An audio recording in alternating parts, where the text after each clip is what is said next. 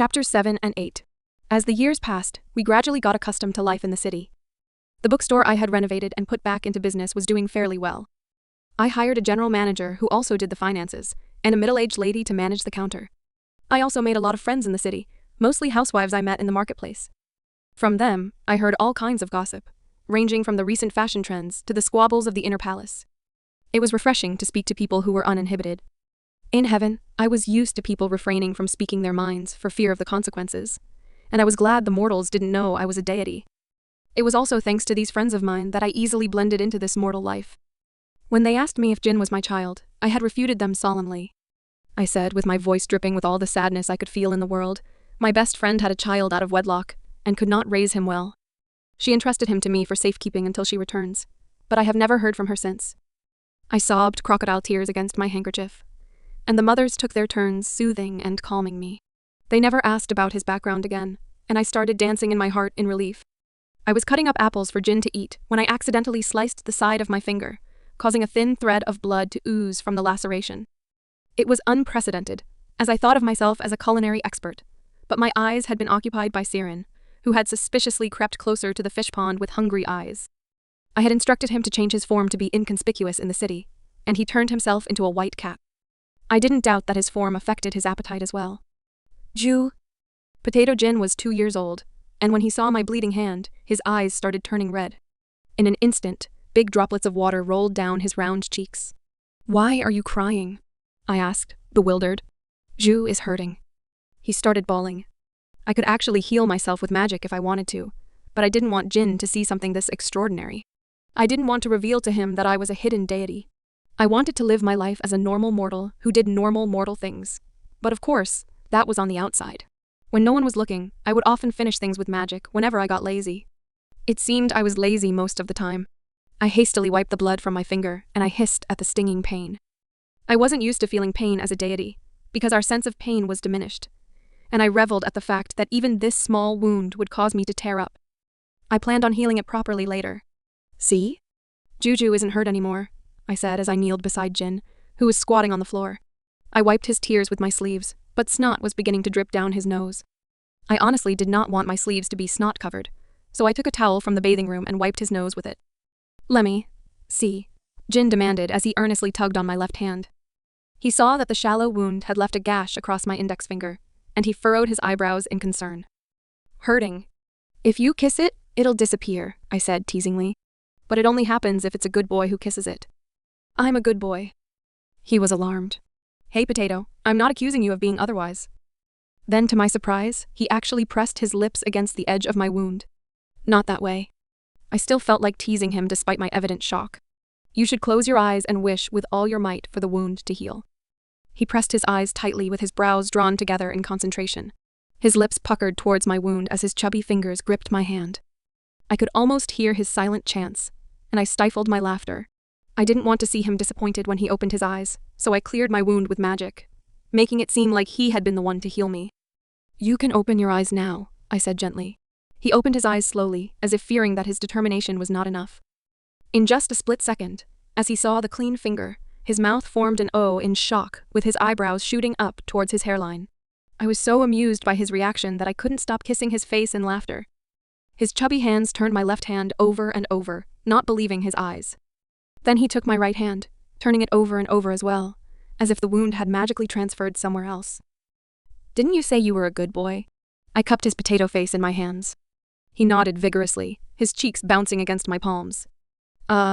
2 pieces of siopeo have landed in my hands." I made sure I was never hurt that way again in front of him, as to avoid him trying to kiss wounds. It didn't sound very hygienic to me.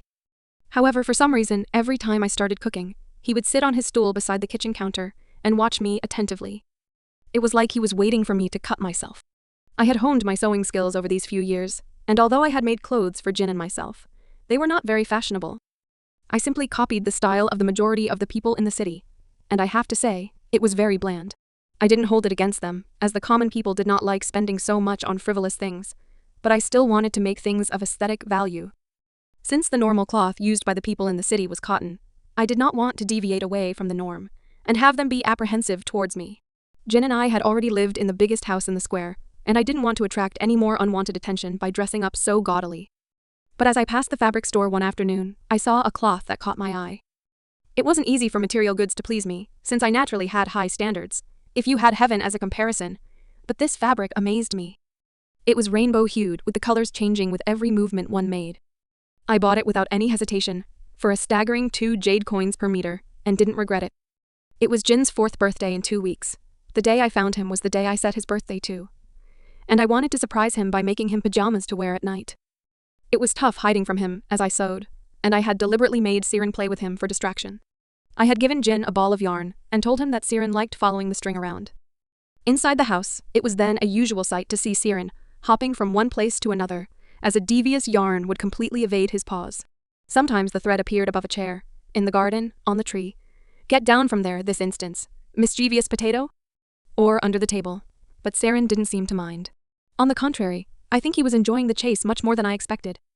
Jin's childish laughter filled the house and my heart, and I continued working on his pajamas diligently.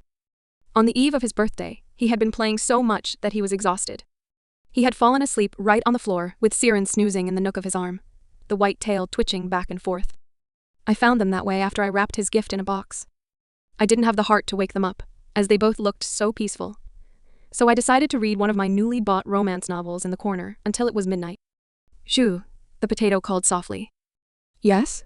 I turned my face towards him, but it turned out he was still sleeping. I saw the potato suddenly lifting his lips to form a smile. What dream was this potato currently having? "Wovju," he sighed as he rolled on his side, squashing Siren, who was flattened awake. Because Siren had yowled so loud, he had awoken Jin in the process. Siren quickly dashed to the upper floor where my bed was situated. I could see his tail flicker back and forth petulantly as he climbed up the stairs. "Happy birthday, little potato," I said cheerily as I picked him off the ground. He rubbed his eyes sleepily and smiled. "I'm 4 now." He pressed 4 fingers towards my face. "Well, aren't you a smart brat?" I said affectionately, kissing his cheeks. "I've got a present for you." "Where?" His eyes glowed and he clutched his hands together excitedly. I would most likely spoil him every day, if that would mean seeing this adorable expression of his every time. I put him down on the floor and placed the box in his hands. He looked up at me with a goofy grin, asking for permission to open it. "Go ahead."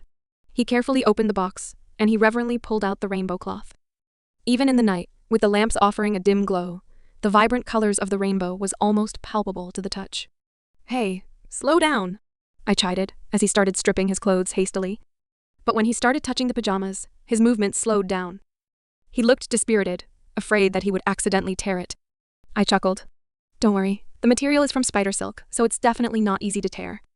His face lit up as he smoothly wore the rainbow pajamas. He kept turning around and around, looking at his sleeves, then at his pants, then arching his back to have a better glimpse of his own profile. This kid was like a comedy show. "Well, I'm glad you like it." I was happy that he liked it so much. Spider silk was actually quite hard to sew, as the material could not be cut by ordinary means. I also had to use thread made from spider silk as well, due to the fact that using ordinary thread would not be able to hold the pieces together. Jin was so happy that he was speechless. He raised his arms upwards, wanting a hug. I crouched low and accepted him. He circled his pudgy arms around my neck and kissed me everywhere on the face. Stop it! I was laughing so hard. His little kisses were tickling me, and I already felt sticky from his saliva. But he didn't stop until he too started laughing with me. After I had given him the pajamas, he didn't change his clothes for so many days that I was getting angry. I was flattered, of course, that he loved it so much, but how could he not allow me to even give it a wash? He still took his daily baths, but every after-bath time, he would always find the pajamas in places I hid them in, even if it meant running around the house naked in despair. "Jin! Change your clothes right this instant." I raised my voice as I would chase him around the house. "Don't wanna." His rainbow-clad figure would suddenly stop running, and then just as I was about to catch him, he would sprint away with all his might, giving me false hope of his capture. What was this tactical ploy of his? This went on until the 6th day when he accidentally soiled his pants. He came to me of his own accord, crying tearfully. He started resentfully undressing himself. "Sowie, Jew. You stink, you little brat." I helped him tug his shirt off his head. "Sowie, Jew," his voice was a little louder. "Take a bath now, I'll take care of your clothes." I stroked his head to calm him down. "When can I wear them again?" he asked between snivels. "When they're dry." "Okay." He stopped crying and marched towards the bathing chamber, butt naked. When Potato Jin turned 5, He suddenly asked me a question while I was in the kitchen making wonton soup. "Are you my mother?" he asked, with a little pout on his lips. I almost dropped the bowl of soup in my hands. Out of all times he had to ask, why was it now? I had been vague about my presence in his life, just showing that I was not a direct family member, but akin to a caretaker or housewife. I liked the sound of the latter. I placed the bowl on the counter and turned around. Siren rubbed against my legs. I didn't allow him to speak in front of the mortals, but I could feel him laughing so hard in his heart. "Jin, what makes you say that?" My smile twitched. How was I ever going to get his romantic interest if he were to see me as a mother? I felt my soul cry out in despair. Siren fell back on the floor, wriggling with mirth. "Damned cat! If you're not my mother, then why are you taking care of me?" he asked me with those big dewy eyes of his. Stop it. Don't turn me into a pedophile. I did tell you I found you on the mountain, right? I drilled this knowledge into his head as soon as he could comprehend words. I really did try to place a firm line between romantic and familial love, even from the start. He nodded his head, but looked solemn. Why was I abandoned? I choked on words. Think. I didn't want him to feel down. What if the wrong things I say would affect him emotionally, thus triggering his future downfall? The thought drove me crazy. That's because... I smiled slyly after I thought of a perfect response. I'm your wife. When you grow older, you're going to marry me. I closed my arms around his small body, and he wrapped his arms around my neck. You weren't abandoned. Your parents just knew I was going to pick you up on that mountain. He pressed his warm, chubby cheek against mine. Oh, that's good. I thought you were my mother. Wait, was that a bad thing or a good thing? I really didn't understand what he was trying to convey. There was a certain period where he wouldn't eat his vegetables. He needed vegetables to grow healthily, so I scolded him every time he left his greens at the edge of his plate. But they don't taste good. He pouted as his chopsticks picked the limp cabbage hesitatingly. Not everything that tastes good is healthy, and not everything that tastes bad is actually bad. I wanted to sound like a learned scholar, but I wasn't so sure my made-up proverb would create such an impact. A light bulb suddenly lit in my head. I thought of another way to get him to eat his vegetables, and it involved surreptitious threats. Siren, come here, I called him over. He trotted towards me, his tail wagging. He could sense food was involved. Eat this. I took a small bowl and filled it with vegetables for Siren. Siren ate anything that was edible and didn't have a specific preference. Fish aside. He finished the bowl in less than a minute, and he looked up at me for seconds, his eyes glistening as he licked his lips. Good kitty, I cooed. I could hear Siren barfing telepathically. I picked him up and puckered my lips. Because you're such a good kitty, I'm going to give you a kiss. Siren desperately tried to claw his way out of my grasp, and I genuinely believed he would start barfing on my face. I'll eat, Jin said hurriedly as he finished his vegetables in the speed of light. I placed Siren back on the ground, and later on he refused to go near me for a week. He told me he would start to gag every time he saw my fat lips, and I nearly drove him out of the house with a fish. Where's my kiss?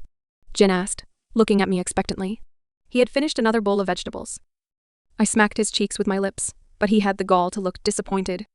After some thought, he closed his eyes and pushed his thin lips outwards. I smacked him on the head. Perverted brat.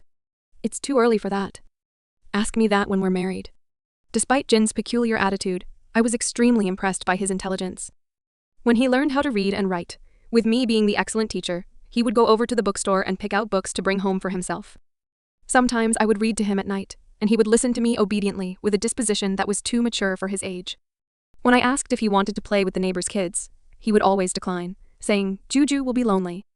Although this line melted my heart, I still thought I was hindering his formative years of childhood.